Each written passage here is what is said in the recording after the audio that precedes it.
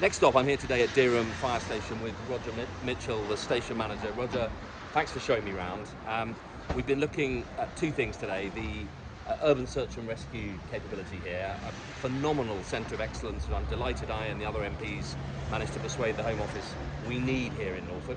And then we've been looking at the fires. First of all, Roger, just talk me through really for viewers' benefit. Urban search and rescue, it's an amazing team, unit capability, specialist evacuation, finding people, getting them out of difficult environments. It's not just urban, is it? It's ditches, floods, fires, buildings.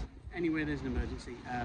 The Urban Search and Rescue team here in Norfolk is part of 20 across the country that was set up 20 years ago now. We can respond to mass transport incidents, mass building collapse is what we were originally designed for, but obviously we're now evolving, and any emergency with the specialist kit that we carry, we're able to come and help. You may drive past this in Dereham and not realise what's in here. There are 5 container-size portable emergency units that you would deploy one or all of to a site. Yes. Incredible range. I mean, tools like you've never believed. Oxyacetylene torches, you can get into pretty much any situation. Andy and his fantastic dog, Yep. finding people who are buried underground.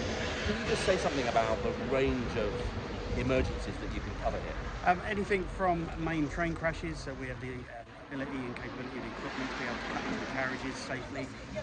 For building collapses, we can cut through concrete, rebar, metal. As you already mentioned, we've got the dog, so Axel, our canine, he can find live casualties underneath the rubble pile that would normally take us quite a while to be able to find.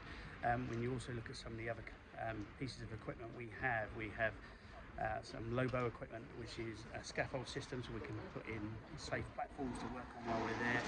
We've got the ability for heavy moving equipment, for hydraulic rescue equipment that is far superior to anything we carry on the fire engines. Yeah. So a major incident that the fire service, fire brigade would go to and help. If it's got any element of rescue, evacuation, getting people out, you guys are normally there alongside them. Yes, Yeah. yes. Amazing facility. Last year we had these terrible fires here in Norfolk. In my patch in mid-Norfolk we had the Ash Hill fire. Fortunately nobody killed, but buildings gutted. We had multiple incidents here in Norfolk. The fire brigade was stretched, and national engines coming in. We've put more money in for Norfolk County Council to support with fire prevention this year. What's your message to viewers in Norfolk this summer? What can all of us do, from the obvious thing of not throwing cigarettes and glass bottles out, but the things that are triggering these fires? What can people do to help?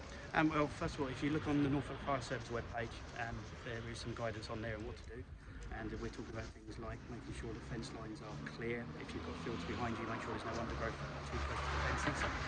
Make any overhanging trees, make sure you keep bushes trimmed back, so if in the event of a fire behind you, as we saw with Ash Hill, just to try and help slow the spread of the fire into your property and to give us an opportunity to get there so that we can deal with it. Yeah. This is a major threat for the whole of the country. Climate change has raised the exposure to this risk.